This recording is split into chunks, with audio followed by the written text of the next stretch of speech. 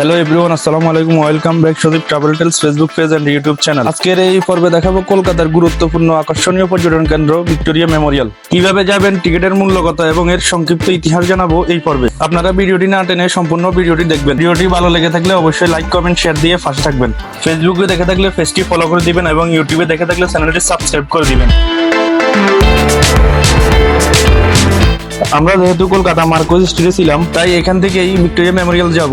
এই যে এরকম সাদা হলুদ ট্যাক্সি পেয়ে যাবেন, ভাড়া লাগবে 150 রুপি। ট্যাক্সিতে করে যাইতে সর্বোচ্চ আপনার 20 মিনিট লাগবে। আর চাইলে আপনি মেট্রো রেলেও যাইতে পারেন। মেট্রো রেলে যাইতে হলে আপনাকে অনেক হাঁটতে হবে, তাই এত ভেজাল না করে আমরা ট্যাক্সিতে করে গিয়েছি।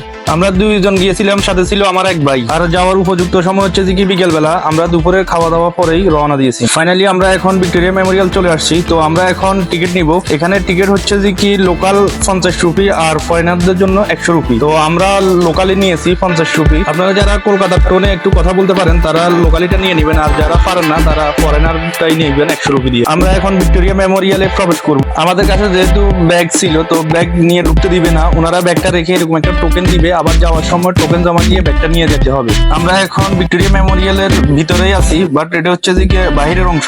এই মেমোরিয়ালটি 66 একর জমির উপরে নির্মিত হয়েছে এবং এর চারপাশেই বাগানের মাঝখানেই এই মেমোরিয়ালটি নির্মাণ করা হয়েছে। তো চলুন আমরা এখন এর ভিতরে কি আছে দেখার চেষ্টা করবো এবং এর ইতিহাস সম্পর্কে জানবো।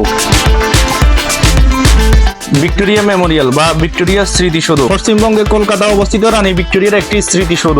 এটি কুইন্সওয়ে ময়দান, কলকাতায় অবস্থিত।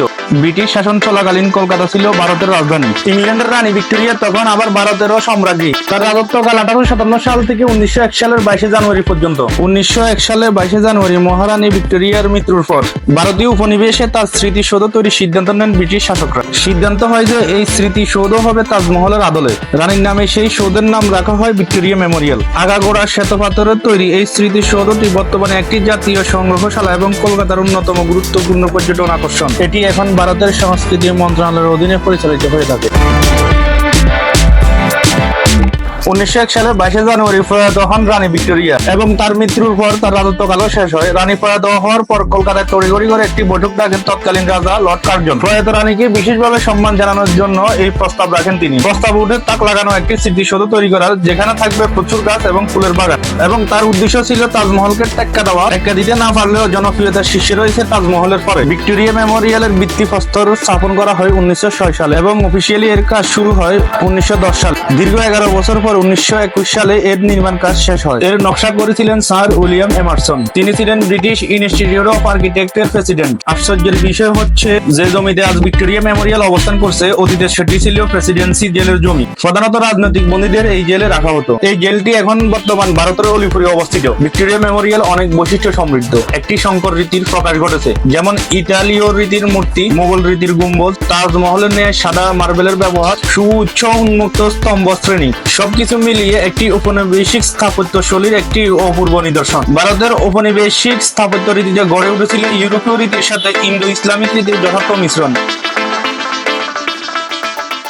64 একর জমির উপর পুকুর, বাগান, লতাপাতা ঘেরা বিশাল উন্মুক্ত অঙ্গনে ভিক্টোরিয়া মেমোরিয়াল সংস্থাপিত। কলকাতায় সম্ভবত এরূপ মনোরম উন্মুক্ত অঙ্গন দ্বিতীয়টি নেই। ভবনটির দৈর্ঘ্য 103 মিটার, প্রস্থ 69 মিটার এবং অ্যাঞ্জেল অফ ভিক্টর মূর্তি পর্যন্ত উচ্চতা 56 মিটার। এই মেমোরিয়ালের প্রধান আকর্ষণীয় বস্তু হলো রানী ভিক্টোরিয়ার বিশাল একটি মূর্তি। ভিক্টোরিয়া মেমোরিয়াল বর্তমানে বহু চিত্রকর্ম, প্রাচীন পোশাক পরিচ্ছদ ও ভারত ব্রিটিশ শাসনামলের বহু স্মৃতি বহন করে চলছে। সব মিলিয়ে এখানে প্রায় 3500টি নিদর্শন সংরক্ষিত আছে। আর এই স্মৃতিসৌধ তৈরি করতে খরচ পড়েছিল সে সময় প্রায় 1,05,00,000 টাকা। এই ছিল ভিক্টোরিয়া মেমোরিয়ালের ইতিহাসের আদ্যপ্রান্ত। এটি স্মৃতিসৌধ হলেও দেখতে মিউজিয়ামের মতো। এই মেমোরিয়ালের দরজা দুইটি, একটি সামনের দিকে, অপরটি পিছনের দিকে। এই মেমোরিয়ালটি দ্বিতল বিশিষ্ট। নিচতলায় ডাইনে এবং বামে আর উপরের তলায় তৎকালীন ব্রিটিশ রাজা রানীদের ব্যবহারকৃত ডাল, তলোয়ার, অস্ত্রশস্ত্র, পোশাক পরিচ্ছদ, সাজ সরঞ্জাম, দৈনন্দিন জীবনের ব্যবহারকৃত জিনিসগুলো এবং বিভিন্ন ধরনের দাল্লি কাগজপত্র সংরক্ষণ করা আছে এবং প্রত্যেকটি নিদর্শনের ইতিহাস বর্ণনা করা আছে। আপনারা এতক্ষণ যে নিদর্শনগুলো দেখেছেন, এগুলো সম্পূর্ণ নিচতলায় ডানে এবং বামে সংরক্ষিত করা আছে। আপনারা যারা যাবেন তারা নিচতলায় ডানে এবং বামে সবগুলো ঘুরে ঘুরে দেখবেন। এই ছিল নিচতলার নিদর্শনগুলো। তো আপনাদেরকে এখন দ্বিতীয় তলায় নিয়ে যাব।